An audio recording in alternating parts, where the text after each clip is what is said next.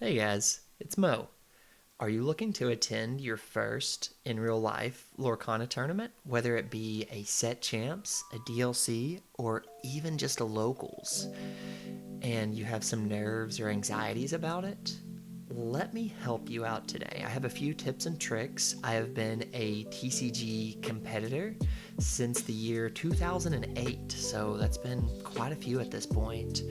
And along the way, I've picked up just so many different pieces of advice I really want to share with all of you today. Let's get into it.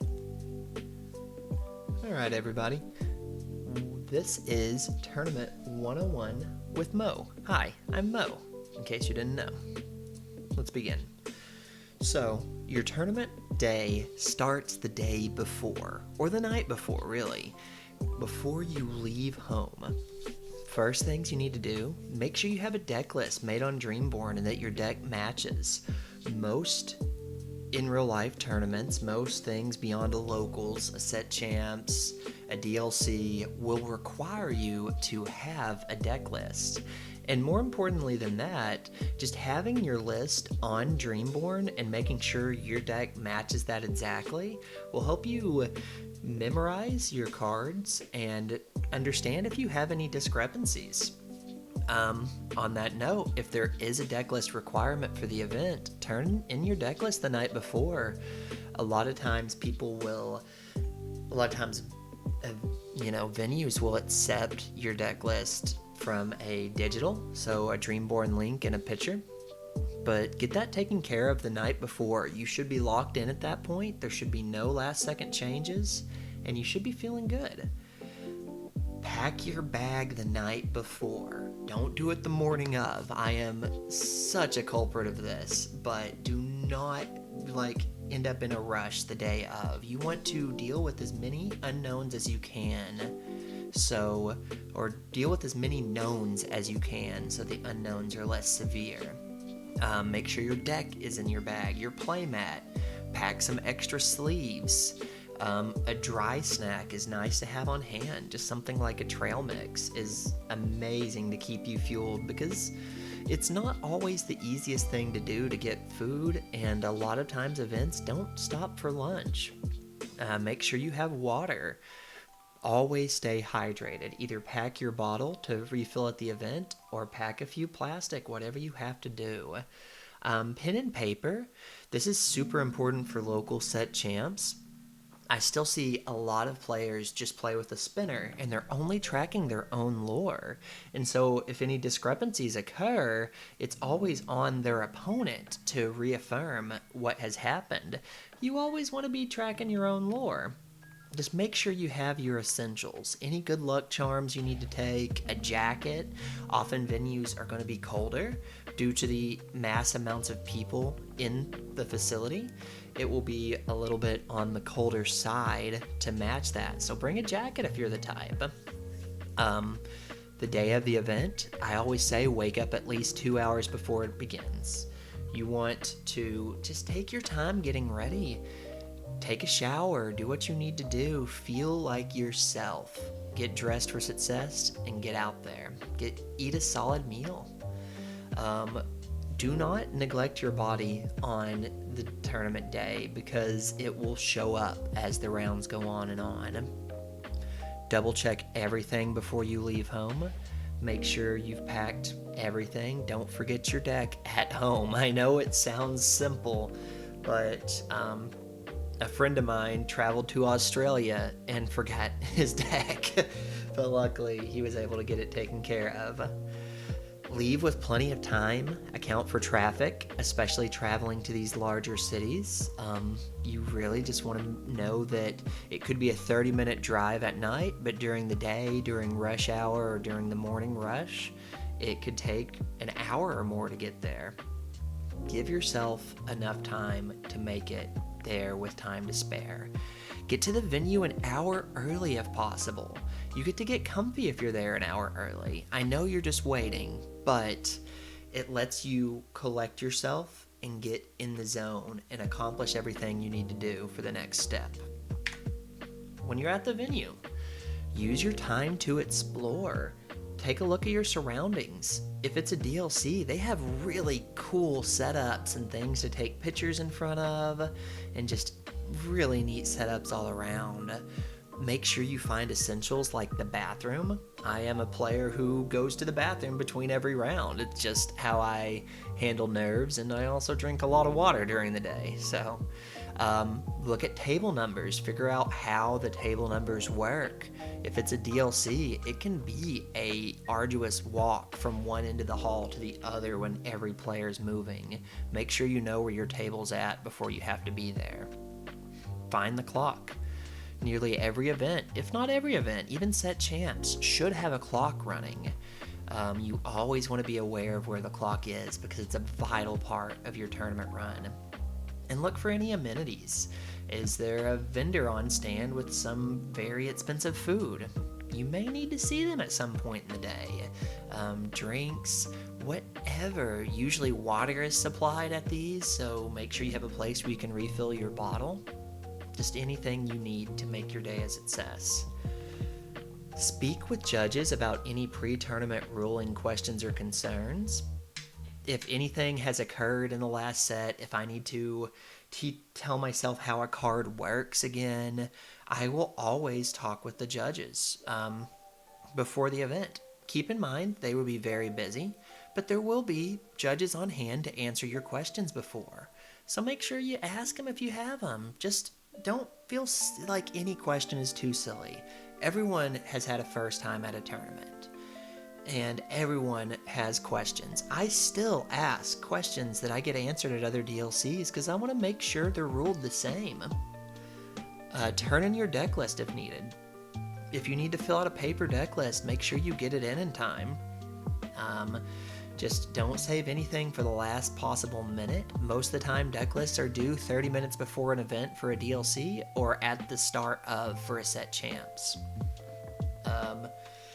Take some time to see your friends, be social, make new friends, talk with people, check out the vendors. I love this part of going to any kind of event, is just to hang out and just interact with other fans of the game.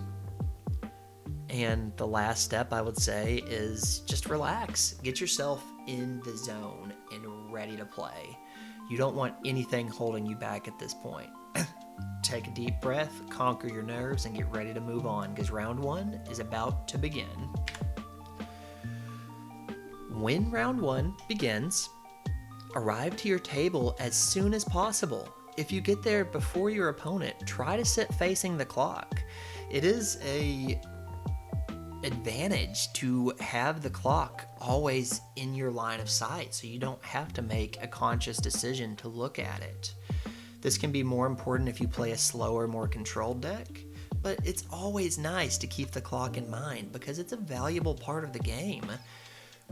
How rounds work, how everything ticks down to, is if you won game one and the clock is ticking in game two, it is not decided by who has the most lore. It's decided by a winner. So once the clock ticks down, starting with whoever's turn is the next turn up, so if it's your turn, you will be turn 0, your opponent would be turn 1, and you play out 5 turns after the clock ends to find a winner. And if you don't, the second game essentially gets written off, or the first if it took that long. Respect the time. Introduce yourself to your opponent. Remember, we're all here because we love this game. Your opponent may be across the table, but that doesn't make them an enemy. Just take some time and make some new friends. It's always a good time.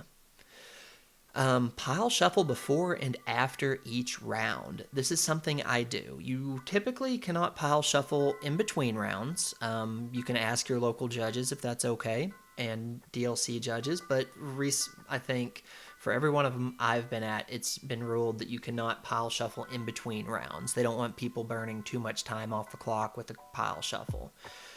But at the beginning and the end of the round, give your deck a pile shuffle. Count your cards. If you have a 60 card deck and you make 10 piles, every pile should have 6 cards in it. It should end equally. And if it doesn't, and you notice any missing cards, see if you left it in your deck box. See if it was dropped. Try to resolve it before the round begins. And if the round begins and you're missing a card, be very clear with it to your opponent and the judges. This has been a recent issue at DLCs, and it's affected a good friend of mine, and it sucks when it happens. Just make sure to count your cards before and after every round, especially if your opponent has the same color sleeves as you. No one's out here trying to steal cards by having common color sleeves, but you never want something to get mixed up. And if they're right there, you can be like, oh hey, I think you have my Merlin Rabbit in your deck. It's missing. Could you check for me? Easy. Always cut and shuffle your opponent's deck. This is something that goes beyond... It's sportsmanship to do a cut. A lot of times people will see a cut as insulting. And often I won't cut my friend's deck whenever we're playing for fun or practicing, but a lot of times I do. And it's not because I think they're cheating me. It's because it's the practice. It's a simple sportsmanship gesture to ensure the game is being played fairly. And we'll get more into that later on. Just make sure you give your opponent's deck a quick 1-2, you know? Confirm how your opponent wants to randomly decide turn order. Most of the time, this is 2 dice and a high roll, but you never want to be the person who just rolls out 2 dice and your opponent counters with, oh, I wanted to do low roll after they saw you landed an 11 or 12. Confirm how you want to do a dice roll. Confirm how your opponent does, whether dice or whatever. Just make sure it is a random chance. And use that to decide turn order. A lot of players will ask me about best of 2 scenarios. When's it best to go first or second? And I think most of the time it doesn't necessarily matter. Because if it's a best of 2, you're always going to go first one game and you're always going to go second one game. But there are certain decks that have a nice surprise factor. Aggro, if they get to go first on game 1, it's a little bit more advantageous to them. I also think Green Steel is a deck that can excel at going second in game 1, using that surprise factor and the extra card to discard your opponent out of resources. So really, there is some strategy, but not too much. Just decide your turn order as best as possible. Respect proper mulligan ordering. What does this mean? If your opponent wins the dice roll and elects to go first in game 1, they mulligan their hand first. This is important because you need to A, be an active opponent and see how many cards they're mulliganing, because that can give you information. If they mulligan more than 4 cards, there's a lot of assumptions you can make about what deck they're playing or their hand. But also this just goes along the lines of ensuring a fair game. You can make sure no slip-ups happen during the mulligan procedure. And we'll talk about that later on as well. But let's move on. Learn good habits. This is huge for any new player coming from no TCG background. These are things you should do in every card game. You want to be an active opponent. You don't want to be playing solitaire. You don't want to be playing against a bot. You want to be playing against an opponent you're sitting across from, a human being you're interacting with. So how do we do that? Utilize public knowledge. Cards in opponent's hand and ink should be confirmed. Often, you should always know how many cards your opponent has in their hand and in their inkwell. This helps you make plays. It helps you make decision calls based on the resources they have available to them. It helps you understand the big power turns they are coming up on. You know if your red opponent is on 5 ink, there's no way for them to be prepared you on the next turn. But if they're on 6, it can happen. Be constantly aware of cards in your opponent's hand and ink. And technically, if you're playing a whole new world deck, cards left in opponent's deck is a resource that you can keep track of. It is public knowledge to ask. And so sometimes you can mill your opponent out of the game. Always track your lore on pen and paper. Usually both are available in the venue. Why do you keep track of lore on pen and paper? So you have an accurate count for if a judge comes up. Now, you are not allowed to keep any kind of notes on this pen and paper. I was a little, not frustrated, but I used to keep track of lore with just I would, if say my cursed merfolk would quest for 2, I would write CM over to the side of this. And this wasn't to track any sort of information to help me win the game per se, but it was able to keep track of every lore that I gained, so if a discrepancy occurred, I could say something on that. But you're not allowed to keep any kind of notes besides the lore, and oftentimes you can keep who won the dice roll or your opponent's name, but definitely always keep track of lore on pen and paper. Always keep track of your opponent's lore and confirm the count with them as the game goes on. You never want to hear your opponent was on 15 when you thought they were on 13. You never want to play at a disadvantage in that sort of way. Be involved during your opponent's turn. Keep your hand face down on the table. Whenever I'm playing and my opponent is taking their turn, my hand will almost always be face down on the table. Occasionally I will look and reaffirm something, but I like to keep it face down.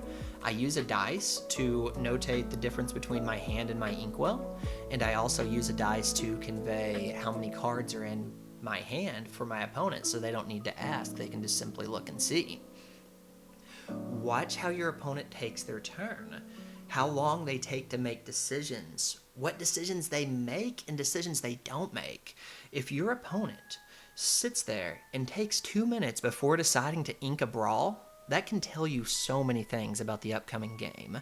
That can tell you, hey, I'm safe to play a Genie Wish Fulfilled on the next turn. I think that's the only brawl they have. You can look into player psychology, and then you can start making counter arguments for everything, but the most important thing is be involved in your opponent's turn. Keep track of their resources, see what they ink, make sure they're only inking and drawing once. Just be involved. Don't just space out and stare at your own hand the entire time. Be aware of the clock. Don't rush. Don't rush yourself at all. Take the time you need, but play at a respectful pace. Understand how draws work in Lorcana.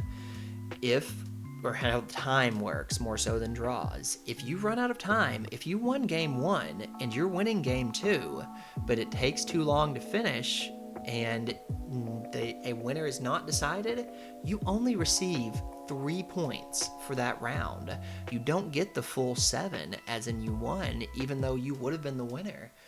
Play at a respectful pace to both yourself and your opponent. Don't be overwhelmed, don't be nervous, just make sure you play at a decent pace. And be vocal with every move you make, every card you play. Make sure you establish effects that you are using.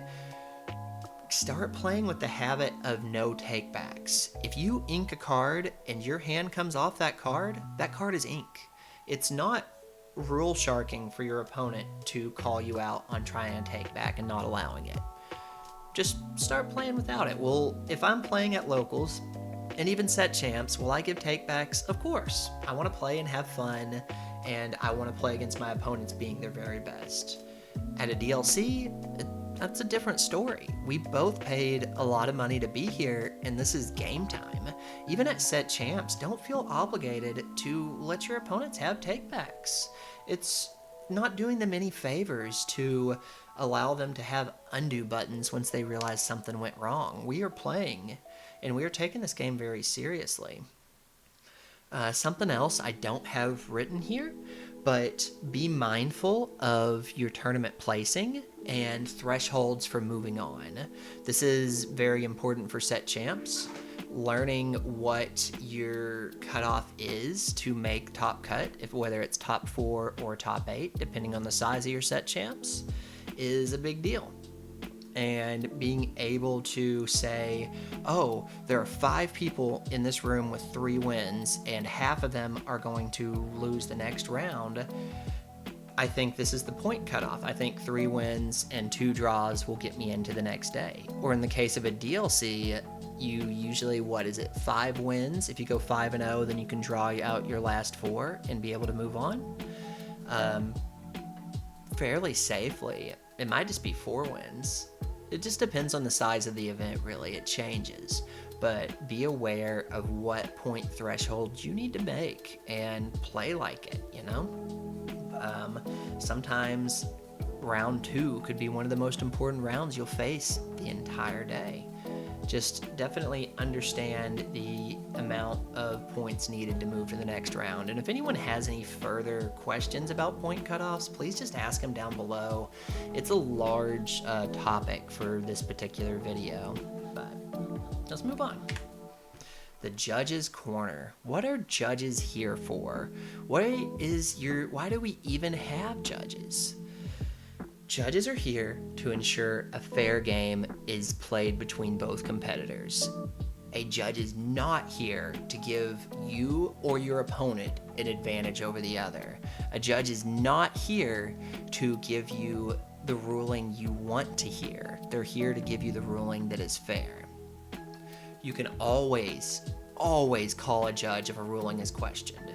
If your opponent tries to talk you out of it, take that as a breath that I should call a judge. And this will happen even with opponents that are right. Even if they are right, don't let them try to talk you out of a judge call. I play a very strange deck with cards that people don't necessarily see all the time. And a lot of times people have a question about a ruling that I personally know, but they need to hear it from a judge. They don't need me to tell them at Continentals, at a DLC. And I'm more than happy and don't get offended by them calling a judge. A judge call is not a hostile action. It's not an accusation. It's a necessary part of the game to ensure fairness. Calling a judge does not have to be a declaration that you think your opponent is cheating or doing something wrong. It's just part of the game. It's just ensuring both players are playing fair. Always remember you can make an appeal all the way to the head judge if you need to. Do not be afraid to appeal a judge ruling if you know you're correct. Judges are human and can make mistakes. We've seen this very recently at DLC Melbourne, and there was not an appeal made, or if there was, it didn't go up high enough. Either way, just know you can always make an appeal if you feel you are correct. It's not anything you should ever try to abuse. It's just something that needs to happen every now and then. Judges give you time extensions. The round, nothing is lost by making an appeal if you need to. Judges are not there to rule things how you want them to be ruled. They're there to ensure things are ruled how they are supposed to be ruled. They are not there to let your opponent not activate an on-play effect like a magic broom. Do not call a judge over for something that you know is wrong, but you want to be right to get an advantage over your opponent. Just don't do it. It's not a healthy way to play this game. A win is never worth that much, even with these prizes that add up so much over time. You will earn a reputation, and it will be difficult to escape that. I come from a card game where the environment is very hostile at times, even on a local level. And that's just not the game you want to be playing. It's just not. Don't be a rule shark. Just play the game as intended. If you have an honest question about it, sure, ask it. But don't call a judge over to try to get an advantage over your opponent. If you believe foul play has occurred, if you believe your opponent has cheated, they have drawn twice, you have caught them slipping, alert judges as soon as possible. They follow patterns for players, and even if no penalty is issued at the time, if they believe it was an honest mistake, you could save a player who encounters this opponent in the future. The player who was disqualified at DLC Vegas, who was in a round against Zan Syed, and Zan called the judge over, an opponent had already called a judge on that player for the same issue earlier in the day. That's how they caught this cheater. And if you don't call a judge over someone and they are cheating, you could be putting another player at a disadvantage in the future. Remember, if you suspect something, you can leave the table to discuss with judges privately. This is always something you can do. This is a right you have as a player. You do not have to discuss the issue you're having directly in front of your opponent. The judge can deal with that. And at that, respect your judges. There currently isn't an in-depth established judge program, and this game is young. And the DLC events are huge, 2,000 plus people in the States. Your judges give up the opportunity to compete in this game they love because they want to judge, because they love the game on a different level than your average competitor. Don't be upset with your judge because they ruled in a way that you didn't like it. Understand they can make mistakes, and you can appeal and get a second set of eyes on it if you need to. But respect your judges. They're out there working their hearts out, and it's not an easy job. It's volatile. People will get mad at their judges and do some unfortunate things. And just don't let that be you. Don't be you. All right. So, to be completely honest, this is the page that I feel like I need to make this video up for. I recently, over the weekend, there have been several allegations, and I'm not here to discuss that. I'm here to discuss how can you identify foul play and how can you prevent it. So let's get into it. Watch for common cheats. Double draw. Your opponent says that the sleeves are sticky, but they pick up 2 cards at the same time. If you're playing against red-purple or any purple deck that draws like a lot of cards, don't just assume they built that book of a hand over an entire turn. Be aware of how they're getting these cards.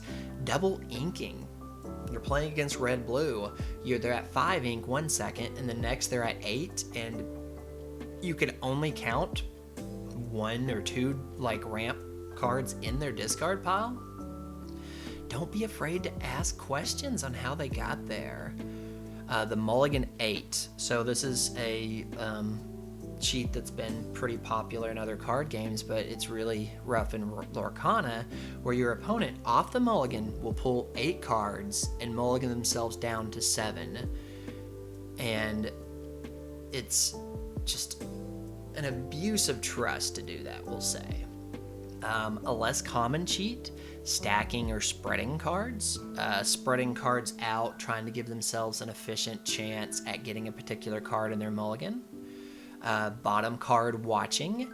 If your opponent is shuffling their deck and their bottom card is facing up at their eyes, it's a no-no. That is definitely a no-no, because that is an easy way for them to potentially pull off a stack.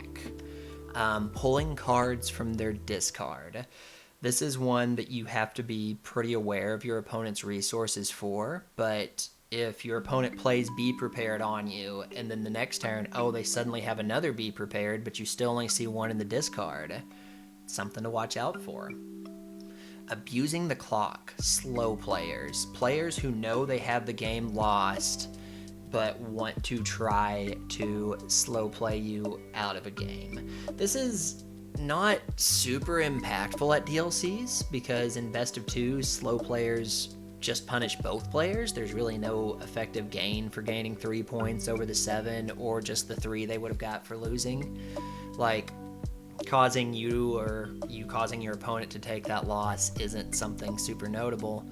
But in best of 3 scenarios or in top cut scenarios where a winner has to be decided, be aware of opponents who might be trying to abuse the clock.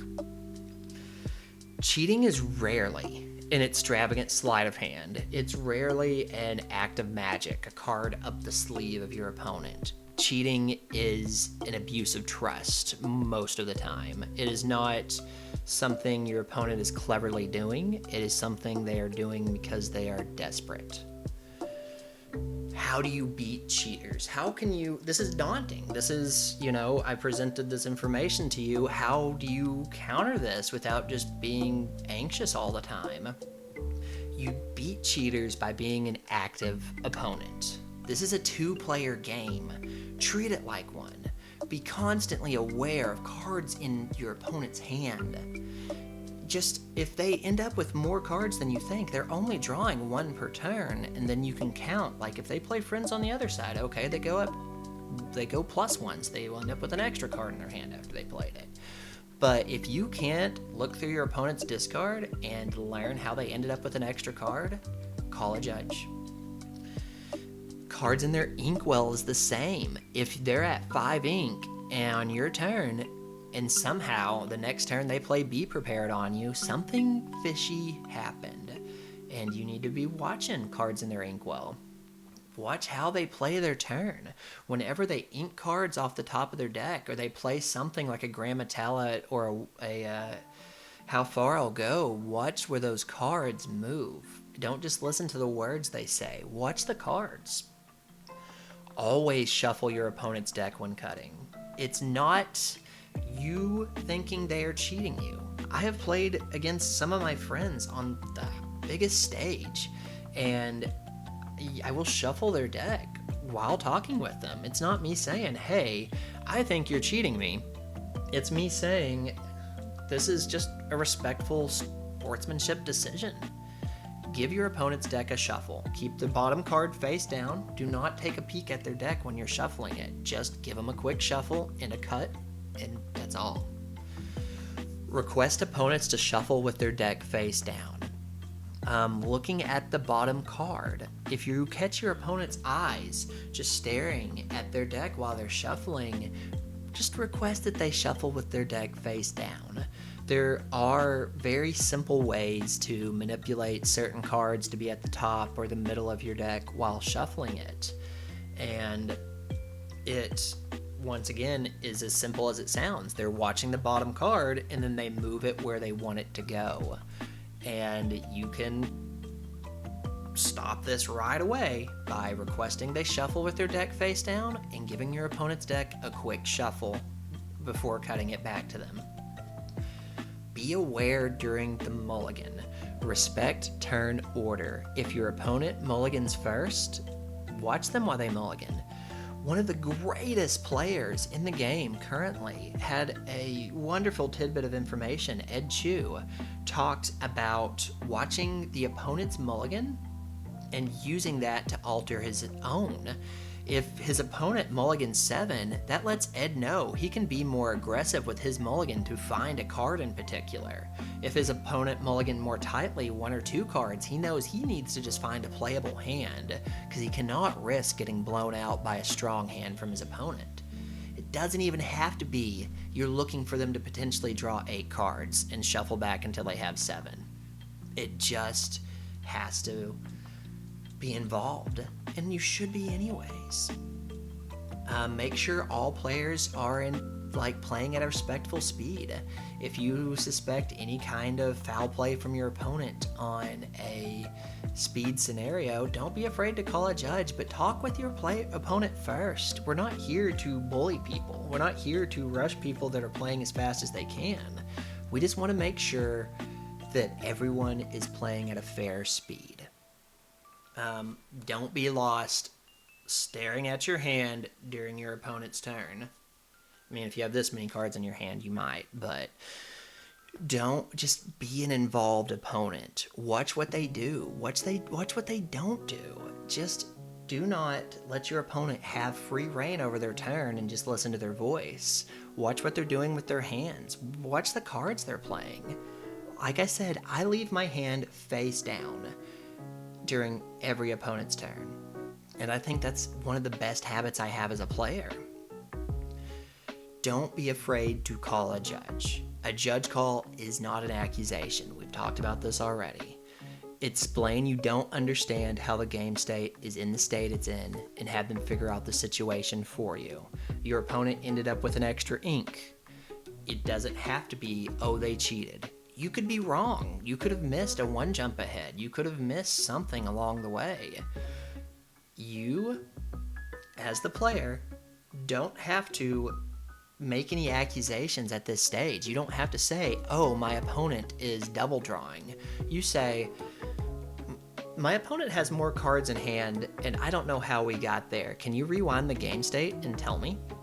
And judges will do that. And if the judge determines that they double drew and cheated, then it's a serious offense. If they determine that, oh, you missed this friends on the other side that was played earlier in the game and you didn't ask how many cards in hand, then it was a slip up on your part. Just be involved in the game.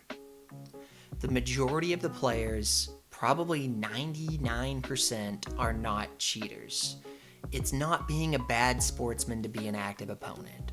It's not being a bad sportsman to shuffle your opponent's deck and cut. It's not being a bad sportsman to make your opponent play at a high level, to not allow takebacks at a DLC in a game that matters. And this isn't here to fearmonger. It isn't here to take advantage of a situation that occurred this weekend. This video I made to spread awareness and things you should know going into a tournament. And you should not go into a tournament scared to death of cheaters. You're more than likely not going to run into one. And even if you do you know what discourages them most of all? Being an active player. You always know cards in their hand. You always know cards in their inkwell. Just by asking these questions, a cheater will be disincentivized to try to cheat you. They would have to be very foolish if you're asking them cards in hand every turn to double draw against you, because you are paying attention. You know what is happening in this game on both sides, and that's the best way to ensure the game is played fair on both sides. The most valuable lessons I can leave you guys with today. Number 1, you are here to have fun. We all have expectations of ourselves going into a tournament. We all want to win and know we have the ability to win, or else we wouldn't be there. But the most important expectation should be to always have fun when you go to events. I am blessed to be one of the more successful players in this game in the first year. I have won some beautiful prizes that are worth a large amount of money, and I don't know what to do with them. But even with that, I can't treat this game like a job. Even if I went and topped every DLC, it would not replace a steady income. It's not a job. Very few people, if any, out there are making a living strictly by playing this game. There might be a few, but very, very few. We play because we love this game. And don't forget it. Don't let that get lost. Round 8 of a DLC when you're in a must-win situation and you don't pull it off. Be happy for your opponent who did. Be happy for your friends who did. And just take that second and push yourself past it and move on. And learn. Learn from this experience so the next time you go in, you're here to have a good time and you're here to win. Don't carry your losses around with you. You lost round 2. I lost round 3 in DLC Vegas, and I played my heart out and got myself out of it. I started NA Continentals with 2 draws, and then I won out. These unlikely situations to force these like crazy win streaks, you don't ever count yourself out. Wear your wins like a badge of honor, but don't underestimate any opponent because you're on a burner streak. I have been shut down before. Vegas, I was on a win streak and I was in my winning in game, and I play a good friend of mine, Hamza, and he's on my favorite matchup, red blue. And I go into this. He lets me go first. This is my first time meeting Hamza, and I'm like, wow, I found a red-blue player that's giving me a game for free? He 2-0s me. I drop 0-2 and end up in a do-or-die situation for the rest of the tournament. And I don't say I underestimated him. I didn't know who he was at the time, but I did say I went in that with a chip on my shoulder and got shut down pretty quick. Your mentality is important. Treat each game unique to each other, and each opponent unique to themselves. Just because you end up in a favorable matchup doesn't mean you've won. Everyone's here for a reason. Everyone's here because they are good, or they have a passion for this game. Don't underestimate anyone, especially yourself. And finally, for the love of all things Disney, for the love of Mickey himself, drink some water. However you have to do it. Stay hydrated. It's incredibly important. Take care of your body throughout the day. Have a little snack. Don't let yourself suffer because your mind is involved elsewhere. Don't even make it a task to take care of yourself. Just always have your water bottle full. I'll drink entire bottles, like, throughout a game. I'll drink 32 ounces of water and not even notice because I'm talking so much. Drink some water. Love yourself. Take care of yourself. And finally, I just want to leave you guys with good luck. It's the last weekend of Set Champs. Let's get some scars. I believe in you guys. This is going to be a great time. And I hope to see you all at DLCs in the future. All right, this is Mo signing out. No funny outro today. This is a serious Mo talk. Thank you for coming to it. Have a good one, guys.